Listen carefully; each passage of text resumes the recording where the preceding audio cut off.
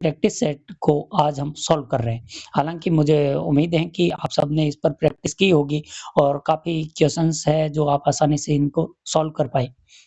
लेकिन कुछ क्वेश्चन ऐसे भी हैं जिनमें आपको डाउट रह सकता है और दूसरा कि क्वेश्चन को जो इंग्लिश में जनरल इंग्लिश के जो क्वेश्चन आते हैं, उनको अटेंड कैसे किया जाता है?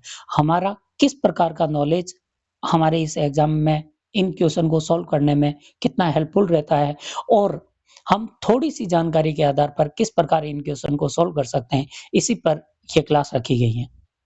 तो चलिए मैं आज इन जो हमने एक्टिव पैसिव के जो प्रैक्टिस सेट मैंने भेजा था 50 सेंटेंस वाला, 50 क्वेश्चन वाला, उनको अभी आपके सामने सॉल्व करता हूँ और आप भी मेरे साथ-साथ इनके आंसर देखते जाना। अगर कोई भी प्रकार का डाउट रहे, तो या तो नेक्स्ट डे क्लास के अंदर पूछ लेना, नहीं तो फिर और जो पहले के डाउट हैं, वो आज इस क्लास के ज़रिए आप अपना डाउट क्लियर करने की कोशिश करना। तो चलिए हम सबसे पहले शुरुआत करते हैं हमारे पहले क्वेश्चन से और पहला क्वेश्चन है हमारा सी राइट्स ए लेटर। तो अब इसको सॉल्व करना है और हमारा ये सेंटेंस क्या बोल रहा है, सी राइट्स ए लेटर, यानी कि इसको हमें किसमें कन्वर्ट करना है, पैसिव वॉइस में कन्वर्ट करना है। तो 1 मिनट इसे सेट कर दूँ। पैसिव वॉइस में कन्वर्ट करना है और पैसिव वॉइस में कन्वर्ट करने का सिंपल सा फॉर्मूला है, वो 4 ही रूल हैं। ऑब्जेक्ट को सब्जेक्ट की जगह लाओ, सब्जेक्ट को बाय लगाकर ऑब्जेक्ट की जगह लिखो, मेन वर्ब की थर्ड फॉर्म का प्रयोग करना हमेशा और हेल्पिंग वर्ब में परिवर्तन करने के 2 रूल हैं। पहला, अगर सिंपल प्रेजेंट टेंस है तो प्रेजेंट कंटीन्यूअस टेंस की हेल्पिंग वर्ब यूज करो, सिंपल पास्ट टेंस है तो पास्ट कंटीन्यूअस टेंस की हेल्पिंग वर्ब यूज करो और बाकी जो भी हेल्पिंग वर्ब वाला टेंस है उसी टेंस की हेल्पिंग वर्ब के साथ बी वर्ड को यूज करो।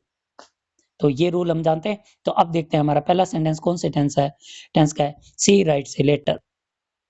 कोई हेल्पिंग वर्ब नहीं है लेकिन मेन वर्ब के साथ में एस जुड़ा हुआ है, यानी ये सिंपल प्रेजेंट टेंस का है। सिंपल प्रेजेंट टेंस का सेंटेंस है, यानी कि जब हम इसे कन्वर्ट करेंगे तो helping verb is are am में से कोई एक आएगी, क्योंकि प्रेजेंट कंटीन्यूअस टेंस की हेल्पिंग वर्ब वही होती हैं। तो इनमें से देख लेते हैं कौन सा ऑप्शन ऐसा है जो कट जाएगा। तो पहले ही ऑप्शन में क्या लिखा हुआ है, वॉच। वॉच हम जानते हैं पास्ट कंटीन्यूअस का है, तो ये वाला तो हमारा आंसर नहीं बन सकता। और देखते हैं और लास्ट वाला डी ऑप्शन के अंदर हैज बीन लिखा हुआ है, तो ये भी हमारा ऑप्शन नहीं बन सकता। तो अब हमारी जो लड़ाई है केवल किन के साथ है, बी और सी के साथ, यानी ए और डी तो आंसर नहीं बनेंगे। अब देखते हैं ए और बी में से कौन सा आएगा। तो पहले में ही हमें समझ में आ गया, टेंस पहचानते ही पता चल गया कि 2 ऑप्शन तो गलत होने वाले हैं। अब देखते हैं आगे कौन सी चीज से हमें पता चलेगा। उसके बाद हम जानते हैं ऑब्जेक्ट को उठाकर सब्जेक्ट की जगह लाओ, तो ए लेटर, यही है हमारा ऑब्जेक्ट। तो ऑब्जेक्ट को उठाकर सब्जेक्ट की जगह लाए तो शुरुआत ए लेटर से होगी, दोनों की ए लेटर से हो रही है। चलो कोई बात नहीं, आगे देखते हैं ए लेटर की वजह से हेल्पिंग वर्ब कौन सी आएगी, इज आएगी। तो दोनों के अंदर इज आया हुआ है, तो यहाँ भी हमारा काम नहीं बना। तीसरे में देखते हैं सीधा ही मेन वर्ब की थर्ड फॉर्म आएगी, तो सीधी मेन वर्ब की थर्ड फॉर्म इसमें आ रही है और जबकि इसके अंदर क्या आ रहा है, बीइंग आ रहा है। इसका मतलब हमारा जो ऑप्शन सी है वो गलत हो गया और इसी के साथ हमारा विनर बनता है ऑप्शन बी। इस तरीके से अब पूरा सेंटेंस अभी तक हमने सॉल्व नहीं किया था, लेकिन 3 स्टेप आगे आते ही हमारा प्रॉब्लम सॉल्व हो गई और हमें हमारा आंसर मिल गया। तो इसका आंसर क्या आया, a letter is written by her. अब देखते हैं दूसरा क्वेश्चन। दूसरा क्वेश्चन दे रहा है डिड ही हेल्प यू, यानी कि इंटरोगेटिव सेंटेंस है। इंटरोगेटिव हो या नॉर्मल सेंटेंस हो, हम जानते हैं कि हेल्पिंग वर्ब किस तरीके से बदलती है। ये डिड वाला क्वेश्चन है, यानी सिंपल पास्ट टेंस का है। सिंपल पास्ट टेंस को जब कन्वर्ट करते हैं तो हेल्पिंग वर्ब वाज या वर का यूज होगी। ठीक है, तो अब इनमें से देख लेते हैं कौन से ऐसे हैं जिनमें वॉज या वर में से कोई नहीं है। तो ऑप्शन सी और ऑप्शन डी दोनों कट हो जाते हैं, क्योंकि एक में आर लिखा हुआ है, दूसरे में हैव लिखा हुआ है। तो ये तो आएंगे नहीं, या तो आएगा वॉज वाला या फिर आएगा वर वाला। अब देख लेते हैं कि डिड हेल्पिंग वर्ब को एक बार छोड़ देते हैं, सीधा ही देखते हैं ऑब्जेक्ट कौन है जिसे हमें सब्जेक्ट की जगह लिखना है। ऑब्जेक्ट है यू। अगर यू को सब्जेक्ट की जगह लाएंगे तो दोनों ने ही यू को सब्जेक्ट की जगह ले आए। अब सोचना ये है कि यू के साथ वो जाता है या वर, और हम सब जानते हैं यू के साथ आता है वर, इसलिए इसका आंसर राइट कौन सा हो जाएगा, were you help by him. ज्यादा कुछ नहीं करना पड़ा, 2 स्टेप में हमारा आंसर आ गया। तो इस तरीके से इनको सॉल्व करना होता है। नेक्स्ट है तीसरा question, open the door. Open the door, open the door यानी कि ये इंपेरेटिव सेंटेंस है और इंपेरेटिव सेंटेंस के अंदर हमें क्या क्या मिल रहा है इस सेंटेंस में, एक मिल रहा है ओपन यानी मेन वर्ब और द डोर ऑब्जेक्ट मिल रहा है। हम जानते हैं जो इंपेरेटिव सेंटेंस होते हैं उनकी शुरुआत होती है लेट से, और इसमें कौन सा सेंटेंस है जिसकी शुरुआत लेट से हुई है? एक ही है ऑप्शन बी जिसकी शुरुआत लेट से हुई है, और बाकी सारे ऑप्शन गलत है, क्योंकि द डोर इज ओपन ऐसा नहीं होगा। हम जानते हैं इंपेरेटिव सेंटेंस को कन्वर्ट करने के लिए लेट के बाद ऑब्जेक्ट लिखते हैं, ऑब्जेक्ट के बाद बी लगाते हैं, फिर मेन वर्ब की थर्ड फॉर्म लिखते हैं, let the poor be open, doer be open. तो इसका आंसर हो जाएगा ऑप्शन बी। चलिए, तो अब आते हैं हमारे क्वेश्चन नंबर 4 पर, जो कहता है the boy is flying a kite. Normal sentence है, प्रेजेंट कंटीन्यूअस का है। प्रेजेंट कंटीन्यूअस का है तो मतलब हेल्पिंग वर्ब रहेगी तो प्रेजेंट कंटीन्यूअस वाली, लेकिन उसके साथ एक्स्ट्रा जो वर्ड जुड़ेगा वो है बीइंग। बीइंग हमें जोड़ना होगा और बाकी हेल्पिंग वर्ब उसी टेंस की रहेगी। देख लेते हैं, ऑब्जेक्ट है इसके अंदर अ काइट, और सब्जेक्ट है द बॉय, और मेन वर्ब है फ्लाई। तो सबसे पहले आएगा अ काइट, चारों ने एक काइट का यूज किया है। उसके बाद हेल्पिंग वर्ब आप देख लेते हैं, बी के अंदर हेल्पिंग वर्ब लिखी हुई है वॉच, तो ये हमारा आंसर नहीं बन सकता, क्योंकि प्रेजेंट कंटीन्यूअस की हेल्पिंग वर्ब चाहिए और प्रेजेंट कंटीन्यूअस में हेल्पिंग वर्ब होती है इज, आर या एम। तो इसमें वॉच आ रहा है, गलत है।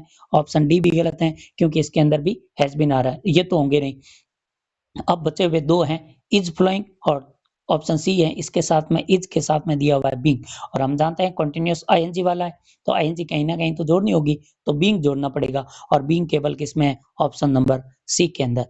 इसलिए हमारा आंसर क्या बन जाएगा? Option C, a kite is being flown by the boy। यानी ज्यादा कुछ नहीं करना। अगर हमने हेल्पिंग वर्ब और मेन वर्ब वाला और ऑब्जेक्ट को ढंग से पहचान लिया तो हमारा क्वेश्चन यहाँ पर आप देख सकते हो आराम से सॉल्व हो जाते हैं, जबकि पूरे हम किसी को भी नहीं कर रहे हैं। इसीलिए मैंने पहले ही बताया था कि टॉपिक पूरा पढ़ना अलग चीज होती है, क्वेश्चन अटेंड करना अलग चीज होती है। अब देखते हैं क्वेश्चन 5 नंबर कैसे सॉल्व होगा। भाई पांचवा बोल रहा है who stall the book, who stall the book, यानी कि इसके अंदर सब्जेक्ट की जगह हु आ चुका है, मेन वर्ब स्टोलन यानी स्टील दे रखी है, और उसके बाद ऑब्जेक्ट माय बुक है। तो हम जानते हैं हु वाले क्वेश्चन को जैसे ही कन्वर्ट करोगे तो स्टार्टिंग किससे होगी? बाय हुम से। तो ऑप्शन नंबर जो हमारा सी है वो तो पहले ही कट गया, ये तो नहीं होगा, क्योंकि ये हु से ही हु को वापस हु में ही कन्वर्ट कर रहा है। हम जानते हैं सबसे पहले अब बाय हुम आ जाएगा, बाय हुम के बाद ये सेकंड फॉर्म वाला है, सेकंड फॉर्म यानी कि simple past tense, simple past tense को कन्वर्ट करेंगे तो helping verb is are sorry was या वर्ब में से कोई आएगी, और कौन सा है जिसमें वॉज या वर्ब नहीं है? तो और है ऑप्शन नंबर डी, इसके अंदर हेड लिखा हुआ है, ये नहीं हो सकता। अब बचे हुए कौन है? एक में है वॉच पहले लिखा हुआ है और दूसरे के अंदर वॉच बाद में लिखा हुआ है, जबकि इंटरोगेटिव का चिन्ह है, और हम जानते हैं इंटरोगेटिव की क्या विशेषता होती है? इंटरोगेटिव तभी हो सकता है जब हेल्पिंग वर्ब हमारे सब्जेक्ट से पहले आए, लेकिन ऑप्शन नंबर जो बी है इसके अंदर helping verb watch my book book के बाद लिखा हुआ है, तो ये वाला ऑप्शन भी गलत है। तो इस तरीके से बचा कौन सा? बचा हमारा ऑप्शन नंबर ई, जो इस क्वेश्चन का आंसर है, यानी कि by whom was my book stolen. I hope कि आपको समझ में आ रही है ये चीजें। नेक्स्ट देखते हैं 6 नंबर। 6 नंबर पूछ रहा है कि they have finished the work. ये तो सिंपल सा प्रेजेंट परफेक्ट टेंस का सेंटेंस है, क्योंकि हेल्पिंग वर्ब हैज या हैव आ रही है, प्रेजेंट परफेक्ट टेंस है। अब जब हम इसे कन्वर्ट करेंगे तो इनके साथ हमें क्या जोड़ना होता है? बीन। तो देखते हैं कौन सा ऐसा है जिसके अंदर बीन नहीं है। तो पहले में तो बीन है, सी के अंदर नहीं है, और दूसरा बी के अंदर भी बीन नहीं है। तो बीन अगर नहीं है तो फिर अब देखते हैं बीन बचा हुआ किसमें। ए के अंदर बीन तो दिया हुआ है, लेकिन साथ में क्या लिख रहा है? हेड। जबकि हम जानते हैं टेंस के हेल्पिंग वर्ब नहीं बदलती है, यानी उसी टेंस की हेल्पिंग वर्ब आनी चाहिए, या तो हैव बीन आना चाहिए या फिर आना चाहिए हैज बीन, लेकिन ये कौन सा लेके आ गया? Had been. तो ये तीनों ऑप्शन कट हो गए। फिर बचा कौन सा ऑप्शन? ऑप्शन नंबर जो डी है वही हमारा सही आंसर है, जो बताता है कि the work has been finished by them. यही इसका सॉल्यूशन होता है। चलिए नेक्स्ट आता है प्लीज हेल्प मी। सिंपल सा सेंटेंस है और ये भी इंपेरेटिव है, प्लीज और काइंडली वाला। प्लीज और काइंडली वाले सेंटेंस के अंदर हम जानते हैं सबसे पहले हमें एक चीज एक्स्ट्रा जोड़नी होती है, वो होती है यू आर रिक्वेस्टेड। उसके बाद प्लीज को छोड़ दो और लास्ट में जोड़ दो हेल्प मी। तो ये तो मुझे पूरी पूरी उम्मीद है कि आप सब ने इस क्वेश्चन को बिना किसी मिस्टेक के कर लिया होगा, और सिंपल सा इसका आंसर है, तो इसमें ज्यादा समझाने लायक कुछ बचा नहीं है। नेक्स्ट आता है will you help me. Simple सा क्वेश्चन है, विल यू हेल्प मी, यानी सिंपल फ्यूचर टेंस का है, सिंपल फ्यूचर टेंस है, हेल्पिंग वर्ब ऑलरेडी विल आ चुके हैं, तो साथ में हमें क्या एक्स्ट्रा जोड़ना होगा, हमें केवल जोड़ना है बी। ठीक है, तो पहला ऑप्शन सी कट रहा है, क्यों कट रहा है, क्योंकि इसके अंदर वुड लिखा हुआ है, वुड तो आने का कोई चांस ही नहीं बनता, और डी में लिखा हुआ है एम, एम भी आने का कोई चांस नहीं बनता। अब बचा हुआ है विल आई, और ऑप्शन बी बोलता है सेल आई, और आप सबने बचपन की क्लास से रटा होगा, आई और वी के साथ हमेशा क्या आता है, आई और वी के साथ हमेशा आता है सेल। तो ऑप्शन ए भी गलत हो गया, फिर बचा कौन, ऑप्शन नंबर बी, जो बताता है shall I be help by you.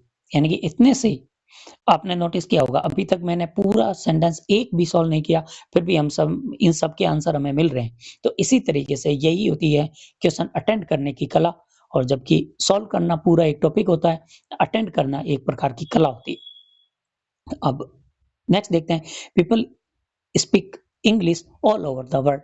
ये तो सिंपल सा सेंटेंस है, people speak English all over the world.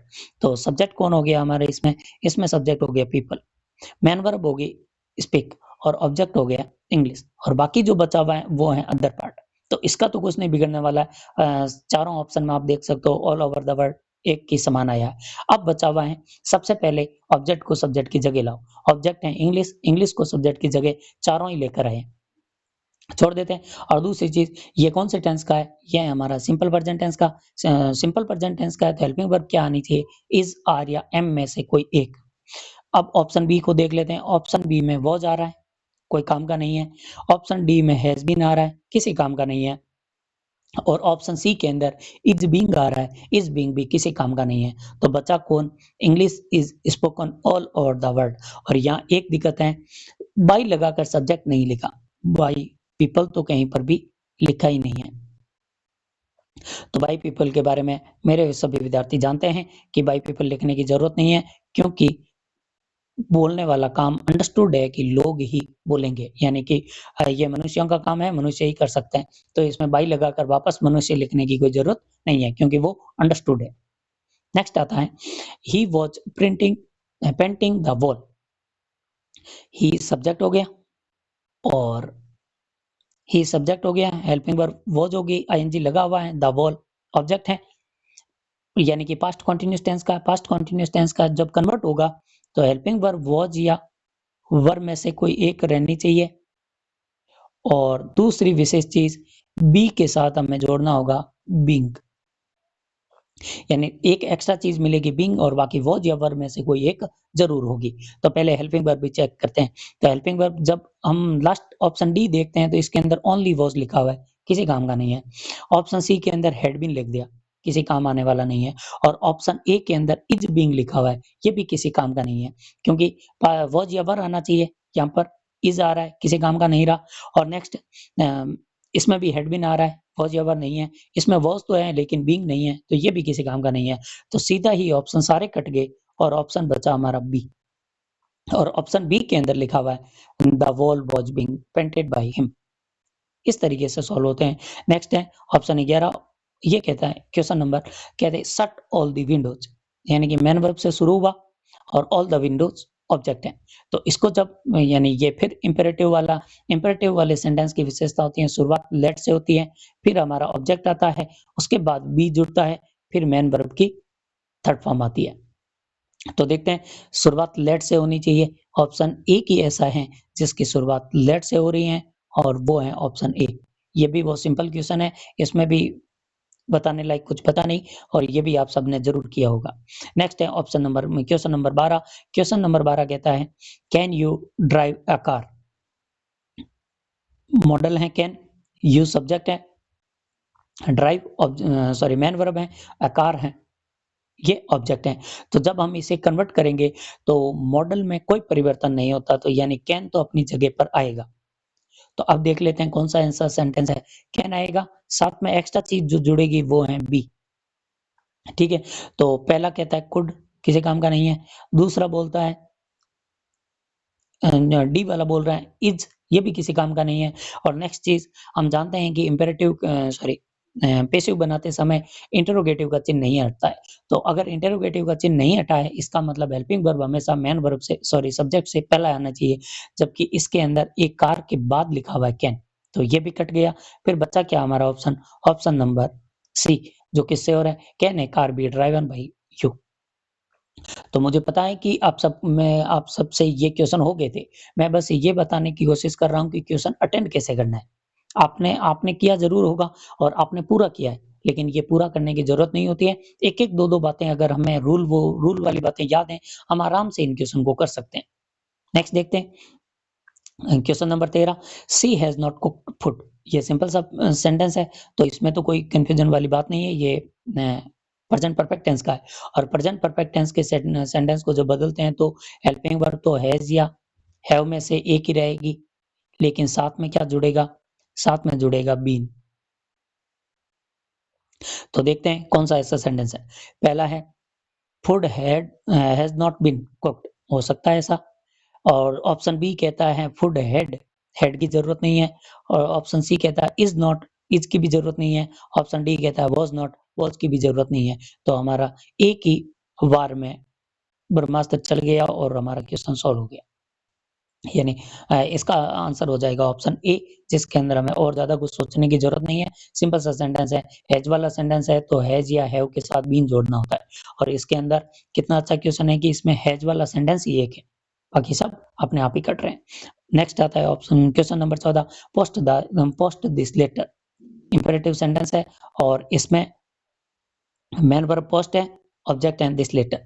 तो शुरुआत होगी लेट से। देख लेते हैं, मुझे उम्मीद है कि लेट वाला वाक्य एक ही होगा, और वो लेट वाला वाक्य ऑप्शन बी है। तो ये उसी तरीके से सॉल्व हो जाएगा जैसे हमने पहले सीखा था। नेक्स्ट है the teacher corrected the mistake. Corrected आ रहा है, सेकंड फॉर्म आ रही है और कोई हेल्पिंग वर्ब नहीं है। इसका मतलब ये सिंपल पास्ट टेंस का सेंटेंस है, और सिंपल पास्ट टेंस का सेंटेंस होने का मतलब है हेल्पिंग वर्ब तो मिलनी चाहिए वॉज या वर। तो देखते हैं ऐसे कौन कौन से हैं जिनके अंदर वॉज या वर में से कोई नहीं है। पहला है वॉज दे रखा है। ऑप्शन बी है, उसके अंदर हैड बीन दे रखा है, किसी काम का नहीं है।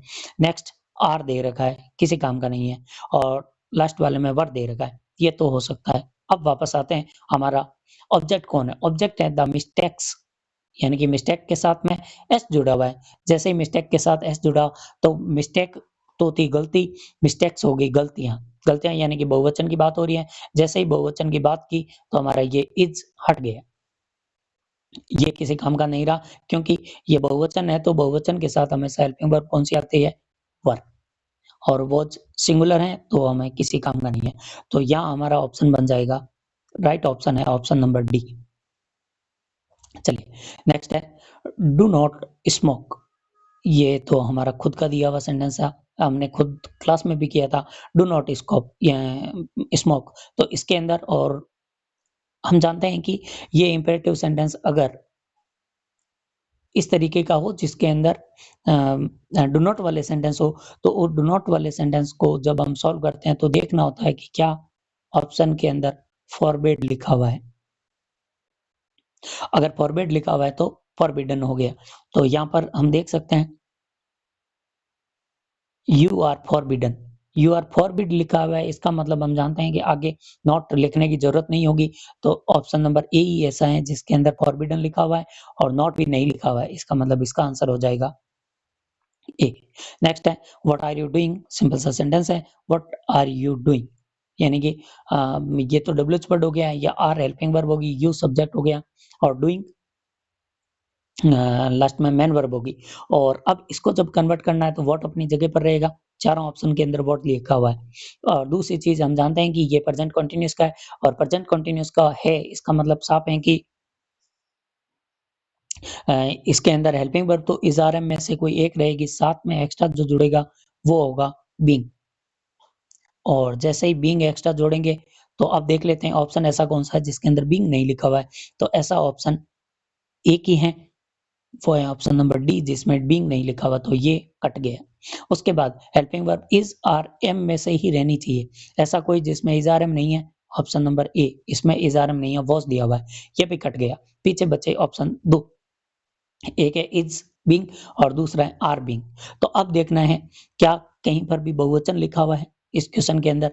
तो अगर यहाँ पर हम आर को देखते हैं तो आर किसके अकॉर्डिंग आ रहा है, या आगे कोई भी ऐसा ऑब्जेक्ट नहीं लिखा हुआ है जिसके लिए आर है, आर आ रहा है। जब कोई भी ऑब्जेक्ट नहीं होता तो वो हमेशा सिंगुलर होता है, प्लूरल नहीं हो सकता।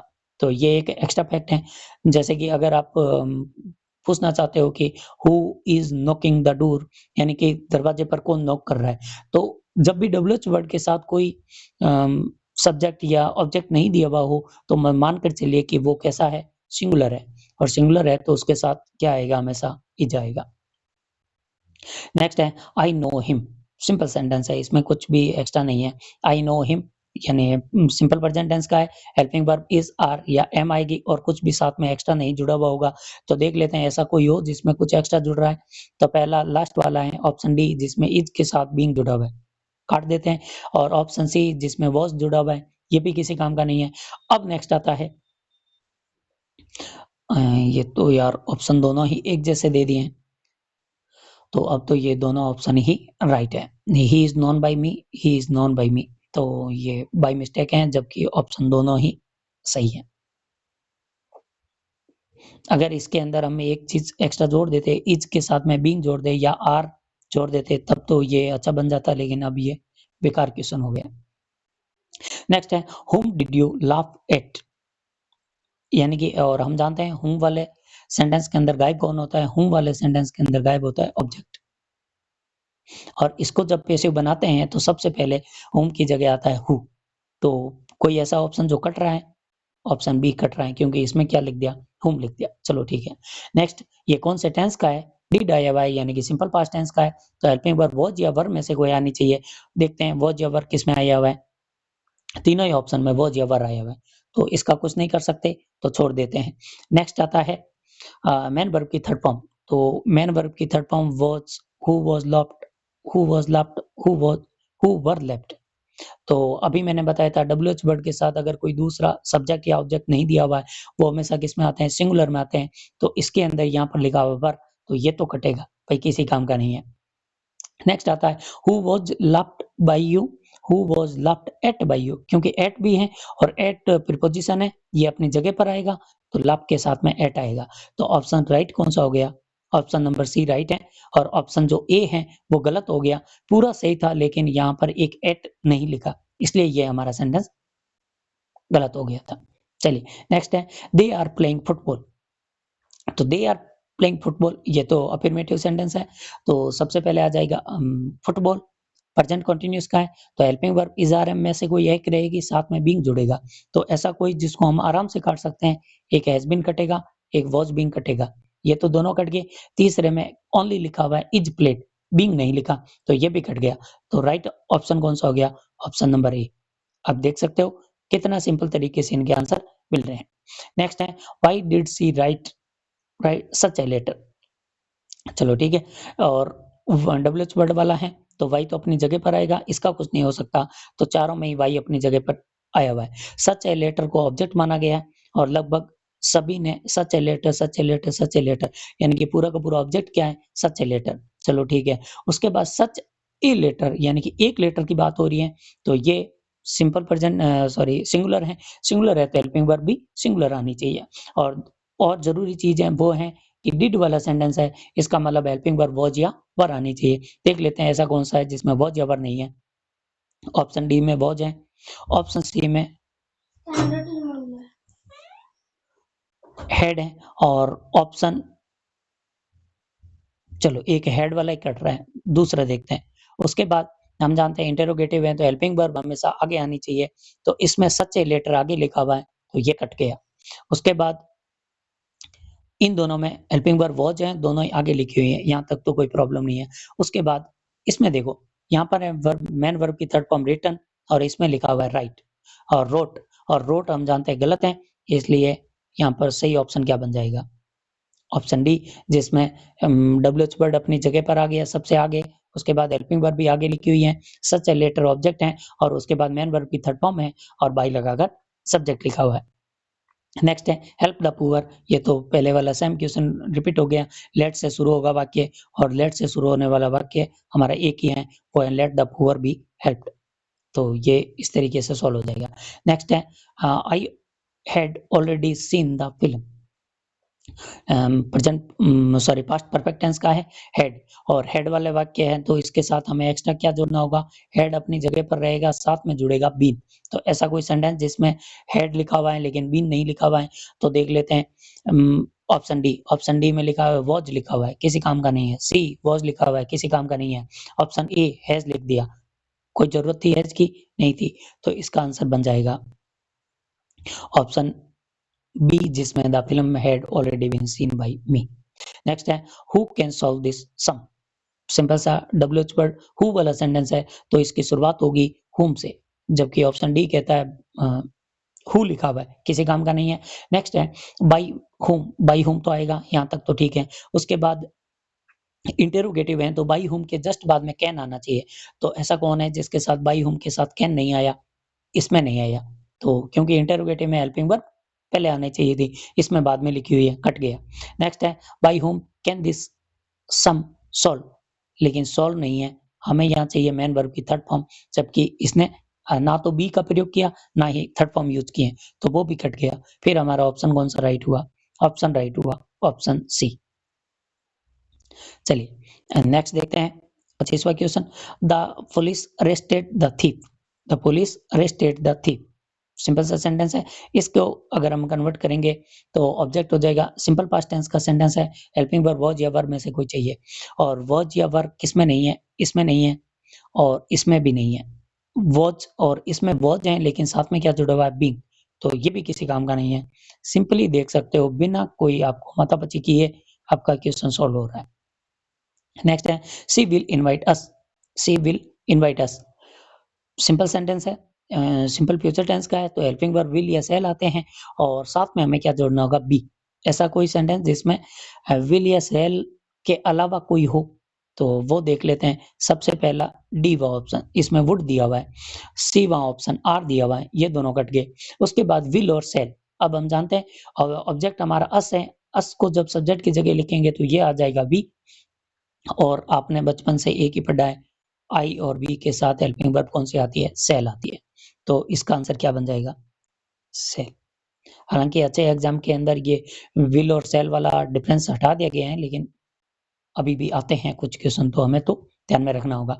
नेक्स्ट है has he finish the work, यानी प्रेजेंट परफेक्ट टेंस का है, प्रेजेंट परफेक्ट टेंस का है तो हेल्पिंग वर्ब हैज और हैव के साथ में बीन जुड़ना चाहिए। ऐसा कोई सेंटेंस जिसमें हैज या हैव नहीं है, तो एक है सी, एक है ऑप्शन बी। सी में हेड लिखा हुआ है, बी में वॉज लिखा हुआ है, तो ये दोनों तो कटेंगे। उसके बाद बचा हुआ है ऑप्शन ए और डी, ए और डी दोनों में एक में हैज लिखा हुआ है, एक में हैव लिखा हुआ है, यानी कि डिपेंड करता है हमारा ऑब्जेक्ट सिंगुलर है या प्लूरल। तो ऑब्जेक्ट कौन है, द वर्क सिंगुलर है, सिंगुलर होने की वजह से शुरुआत में कौन आएगा, हैज आएगा, न कि हेड। तो ये क्वेश्चन इस तरीके से सॉल्व हो जाएगा। नेक्स्ट है one should keep once promise, one should keep once promise, तो वंस जो प्रॉमिस है ये है हमारा ऑब्जेक्ट, और सिंपल प्रेजेंट टेंस का सेंटेंस है, हेल्पिंग वर्ब सॉरी शुड है, मॉडल का प्रयोग हुआ है, तो शुड के साथ में हमें बी जोड़ना है, एक्स्ट्रा कुछ भी नहीं करना है, शुड के साथ बी जोड़ना है, एक्स्ट्रा कुछ नहीं जोड़ना है, शुड नहीं बदलेगा, ठीक है। तो अब देखते हैं प्रॉमिस शुड बी केप्ट, नहीं, पॉजिटिव प्रोनाउन है वंस, जैसे हिज होता है, माई होता है, वैसे ही वंस होता है पॉजिटिव। जैसे इट का पॉजिटिव फॉर्म कौन सी होती है, इट्स, वैसे ही वन का पॉजिटिव फॉर्म होता है वंस, तो सबसे पहले तो आएगा वंस, तो वंस किस में आ रहा है, एक इसी में ही आ रहा है, बाकी किसी में भी नहीं आ रहा है, तो हमारा इसका आंसर हो जाएगा one should kept it's promise, जबकि बाकी सब ने वन को छोड़ दिया तो वो किसी काम के नहीं है। नेक्स्ट है they were building a bridge, bridge सबसे पहले आ जाएगा, चारों में आ चुका है, वर बिल्डिंग यानी कि पास्ट कंटिन्यूअस है, पास्ट कंटिन्यूअस है तो हेल्पिंग वर्ब वॉज या वर आएगी, मेन वर्ब के साथ आईएनजी जुड़ेगी। ऐसा कोई है जो मेन वर्ब के साथ आईएनजी नहीं जोड़ रहा है और वॉज वर्ब भी नहीं ला रहा है, ये इज के साथ बीइंग जोड़ रहा है, ये वॉज लिख रहा है लेकिन बीइंग नहीं जोड़ रहा है, ये वॉज बीइंग लिख रहा है और ये हेड बीइंग लिख रहा है, ये भी कट जाएगा, तो पीछे बचा कौन सा, ऑप्शन बी, जिसके अंदर वॉज भी लिखा हुआ है साथ में बीइंग भी लिखा हुआ है। नेक्स्ट है question number 30, give the order, give the order यानी कि इंपेरेटिव सेंटेंस, इंपेरेटिव सेंटेंस है तो लेट से शुरू होगा, लेट से शुरू होने वाला एक ही ऑप्शन है, ऑप्शन नंबर सी, तो ये हो गया। नेक्स्ट है डज सी हेल्प यू, यानी सिंपल प्रेजेंट टेंस का सेंटेंस है वो भी इंटरोगेटिव में है। सिंपल प्रेजेंट टेंस है तो हेल्पिंग वर्ब इज, आर या एम में से कोई एक आएगी। तो देख लेते हैं, और वो भी शुरुआत में आएगी।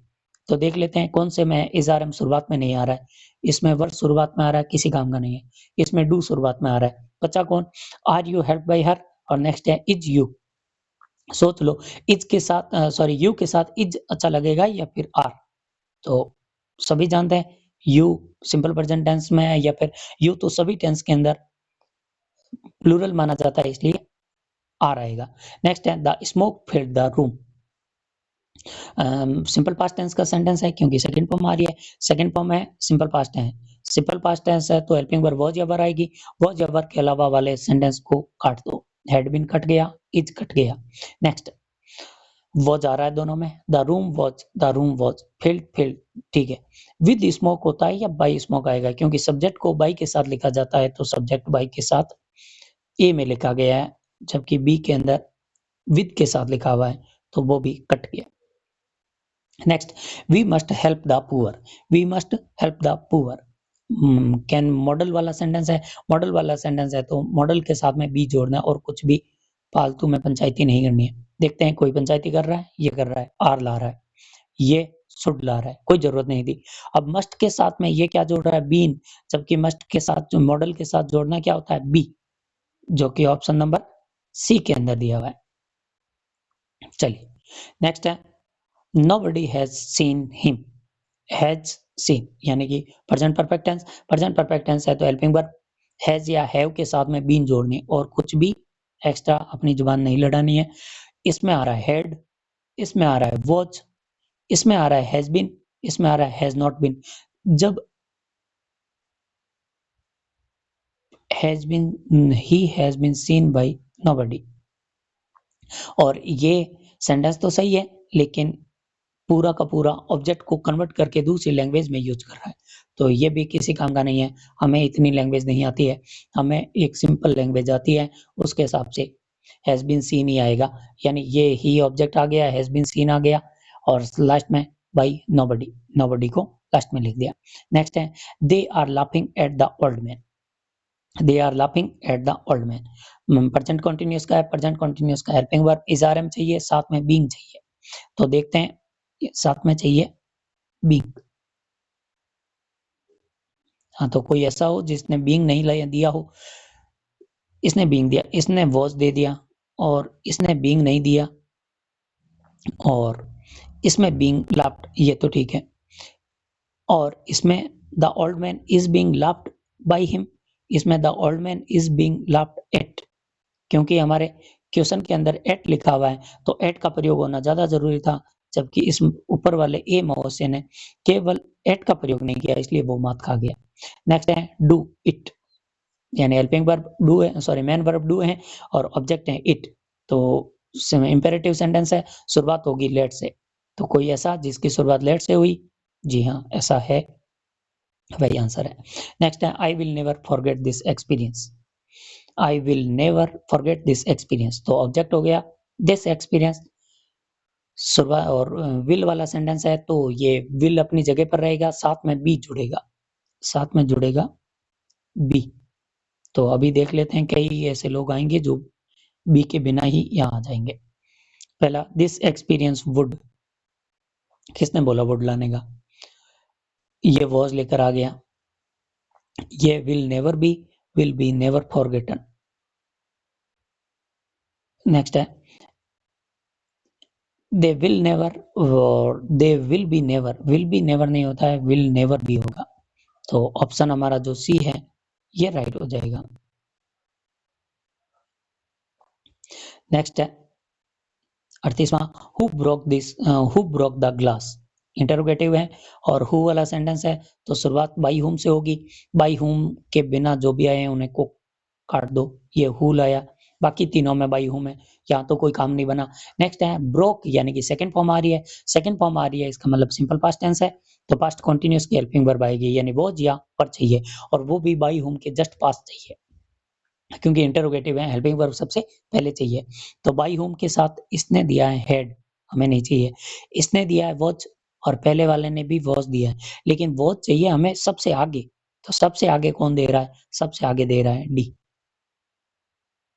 इसलिए वो भी कट गए, केवल एक बचा। सी इज टीचिंग इंग्लिश, तो ये तो मैं अक्सर बोलता हूँ आई एम टीचिंग, और ये बोल रहा है सी इज टीचिंग, तो ये तो सभी विद्यार्थियों ने कर लिया होगा। यानी is are am plus I N G जुड़ा हुआ है, इसका मतलब इज आर एम के साथ हमें क्या जोड़ना होगा? बींग। तो कोई ऐसा जो इज आर एम दे रहा है लेकिन बींग नहीं दे रहा है, ये इज दे रहा है बींग नहीं दे रहा, ये वॉज के साथ बींग दे रहा है, ये हैज के साथ बींग दे रहा है, तो तीनों ही कट गए, पीछे बचा कौन? बचा कौन? Option D. नेक्स्ट है please keep quiet. Keep quiet यानी कि प्लीज काइंडली वाला सेंटेंस है, तो यू आर रिक्वेस्टेड से सेंटेंस हमारा शुरू होगा, और यू आर रिक्वेस्टेड वाला सेंटेंस ये है, यानी कि एक ही सेंटेंस है जो इस पर सूट करेगा। नेक्स्ट आता है they have built A new house. They have built A new house, A new house हो गया हमारा ऑब्जेक्ट, और हैव बिल्ट यानी कि हैज या हैव के साथ बीन जोड़ना है, हैज या हैव के साथ बीन जोड़ना है। ठीक है, अभी जोड़ देते हैं। तो a new house have been, इसमें हैव के साथ बीन आ रहा है चलेगा, लेकिन ये वॉज दे रहा है, ये इज दे रहा है, ये दोनों तो कटने वाले हैं। ऊपर वाला हैव बीन बोल रहा है, नीचे वाला हैज बीन बोल रहा है। ए न्यू हाउस यानी एक नया घर, एक बोल रहा है, इसका मतलब सिंगुलर है, सिंगुलर होने की वजह से हेल्पिंग वर्ब क्या जुड़नी चाहिए? हैज, इसलिए ऑप्शन डी राइट हो गया। नेक्स्ट है may I have take your pen. May model वाला सेंटेंस है, और इसके साथ में हमें क्या जोड़ना होगा? बी। तो कैन योर पेन, भाई साहब कैन की जरूरत कहाँ दी, पेन तो मैं दे ही दूंगा। नेक्स्ट है माइट, आपको टेंस बदलने को किसने बोला? नेक्स्ट है हैव, सॉरी मे है, ये तो ठीक है, लेकिन ये वाला बोल रहा है योर पेन मे बी, तो इतना एक्स्ट्रा बोलने को किसने बोला था? आप रखिए सिंपल सा sentence may your pen. Next है we expect good news. Simple है, सिंपल प्रेजेंट टेंस का है, तो helping verb is are am चाहिए, इज आर एम के साथ में हमें और कुछ नहीं करना। तो देख लेते हैं इज आर एम के बिना वाला सेंटेंस, ये इज रख रहा है, ये हैज बीन आ रहा है, ये वॉज, दोनों ही कट गए, पीछे बचा एक में बोल रहा है the good news are expected, दूसरा वाला बोलता है द गुड न्यूज इज, और गुड न्यूज है ये सिंगुलर सब्जेक्ट है, सिंगुलर होने की वजह से ये सिंपल वर्जन टेंस है। तो ध्यान में रखना कुछ शब्द ऐसे होते हैं जिनके अंत में एस लगा हुआ होता है, जैसे इसमें भी एस लगा हुआ है, लेकिन फिर भी वो होते कैसे हैं? वो सिंगुलर होते हैं। जैसे कि किसी सब्जेक्ट का नाम हो, मैथमेटिक्स, फिजिक्स, तो इनके साथ में एस लगा हुआ है, लेकिन वो कैसे हैं? सिंगुलर। वैसे ही न्यूज एक शब्द है, इसके साथ में एस लगा हुआ है, लेकिन ये है कैसा? सिंगुलर है। तो सिंगुलर होने की वजह से ई जाना चाहिए, न कि आर। नेक्स्ट है डोंट टच इट, यानी कि ये मना करने वाला डू नॉट वाला वाक्य है, तो इसमें फॉरबिडन आना चाहिए, या फिर अगर फॉरबिडन नहीं है तो फिर नॉट भी आना चाहिए। तो देख लेते हैं कौन सा है। It should not be touched, let it not be touch, यानी कि ये लेट से शुरू कर रहा है, साथ में नॉट का भी प्रयोग कर रहा है, इसलिए ये वाला हमारा ऑप्शन सही होगा। नेक्स्ट है she has to help him. She has to help him, ये वैसे मॉडल है, has to, have to model होते हैं, वैसे इनकी इसके बारे में आपने जनरली नहीं पढ़ा होगा। हैज टू और हैव टू मॉडल होते हैं, और इनका मतलब होता है जब हम कोई काम मजबूर होकर करते हैं, जैसे कि हमें विद्यालय जाना पड़ता है, तो एक बच्चे को विद्यालय जाना पड़ता है, वो शौक से थोड़ी ना जाता है, उसे जाना पड़ता है, तो वो क्या है? उसकी मजबूरी है। तो उसके लिए जो मॉडल यूज होगा वो हैज या हैव, इनके साथ में जुड़ा हुआ होगा टू। तो यहाँ पर जो हैज टू लिखा हुआ है ये एक मॉडल है, न कि प्रेजेंट परफेक्ट टेंस। तो ये ध्यान में रखना, और ये तब यूज होता है जब मजबूर होकर आप कुछ कहते हो, जैसे कि मुझे आलू खाना पसंद नहीं है, लेकिन मुझे आलू खाने पड़ते हैं। तो ये जो पढ़ने वाला सेंटेंस होता है जिसके अंत में पढ़ता है, पढ़ते हैं, पढ़ता हूँ, तो ये जो पढ़ने वाला यानी मजबूरी वाला जो सेंटेंस है, ये मॉडल हैज टू का यूज किया जाता है। तो ये एक मॉडल हो गया, मॉडल है तो इसके साथ में हमें क्या जोड़ना होगा? एक्स्ट्रा, एक्स्ट्रा जोड़ना होगा बी। मुझे उम्मीद है कि इस सेंटेंस में आप में से काफी बच्चे कंफ्यूज जरूर हुए होंगे। तो देख लेते हैं, हैज है, मॉडल है, और मॉडल खुद कभी नहीं बदलते, तो ये बोल रहे हैं हैड टू किसी काम का नहीं है, और इसमें हैज टू लिखा हुआ है, इसमें हैज टू लिखा हुआ है, लेकिन बी नहीं जुड़ा हुआ, कट गया। इसमें इज लिखा हुआ है, बी नहीं लिखा हुआ, ये भी कट गया। तो पीछे बचा कौन? He has to, he has to be helped by her. तो ये इस बात को थोड़ा ध्यान से लिख लेना, और एक दो इस पर एग्जाम्पल लेके प्रैक्टिस भी कर लेना। व्हाट डिड ही से, व्हाट डिड ही से, यानी WH वर्ड वाला सेंटेंस है, WH वर्ड अपनी जगह पर आएगा, ठीक है। डिड लिखा हुआ है, इसका मतलब past continue, past simple past है। सिंपल पास्ट है तो हेल्पिंग वर्ब वाज या वर का प्रयोग करना होगा। तो देख लेते हैं, कोई वाज या वर के बिना ये इज आ गया, ये हैड आ गया, बाकी दोनों वाज आ रहा है, लेकिन वाज के साथ ये क्या जोड़ रहा है, बीन, जबकि हमें किसकी जरूरत है, ओनली वाज की। तो हमारा ऑप्शन राइट हो जाएगा, ऑप्शन नंबर डी। नेक्स्ट है, they say that the earth is round, they say that the earth is round, they say simple present tense का सेंटेंस है, ये पूरा का पूरा ऑब्जेक्ट है। they say that the earth is round पूरा का पूरा ऑब्जेक्ट है, जबकि they सब्जेक्ट है, मेन वर्ब कौन है, से, जबकि ये जो पूरा लिखा हुआ है ये थोड़ा कंफ्यूजिंग सेंटेंस हो सकता है। that the earth is round पूरा का पूरा ऑब्जेक्ट है, तो ऑब्जेक्ट है तो सबसे पहले ऑब्जेक्ट को उठाकर लाया जाएगा, और ऑब्जेक्ट को उठाकर लाने पर that the earth is round is said by them, इसमें किसी में भी by them नहीं लिखा हुआ है, इसका मतलब अंडरस्टूड है और इसे काटा गया है, तो सबने छोड़ रखा है तो आपको कंफ्यूजन नहीं होगा। नेक्स्ट है, I am reading a book, I am reading a book यानी कि प्रेजेंट कंटिन्यूस का है, इसका मतलब इसके अंदर हम यूज करेंगे इजआरएम, और इजआरएम के साथ में एक एक्स्ट्रा वर्ड जो यूज किया जाएगा वो होगा बीइंग। तो देख लेते हैं बिना बीइंग वाला कौन है, इसने यूज किया वॉच, इसने बीइंग नहीं यूज किया, इसने यूज किया हैज बीन, तो तीनों एक ही राउंड में कट गए। अगर हमें हेल्पिंग वर्ब बदलने का रूल ढंग से याद है तो आपने देखा होगा अधिकांश क्वेश्चन उसी से हो गए थे। Next time, why do you tell a lie, tell a lie मतलब झूठ बोले तो फिर कौवा काटेगा ही। देख लेते हैं यहाँ पर हेल्पिंग वर्ब कौन सी यूज हुई है, डू, यानी simple present tense, simple present tense है तो हेल्पिंग वर्ब सीधी यूज होगी इज, आर या फिर एम, साथ में और कुछ भी एक्स्ट्रा नहीं जोड़ना है। तो देख लेते हैं एक्स्ट्रा वाले कौन है, ये बोल रहा है वॉच, ये इज बोल रहा है, ये भी इज बोल रहा है, ये आर बोल रहा है। चलो ठीक है, अब तीनों में से थोड़ी माथापच्ची होने वाली है। और नेक्स्ट ये इंटरोगेटिव है, इंटरोगेटिव का दूसरा रूल है कि हेल्पिंग वर्ब सब्जेक्ट से पहले आनी चाहिए।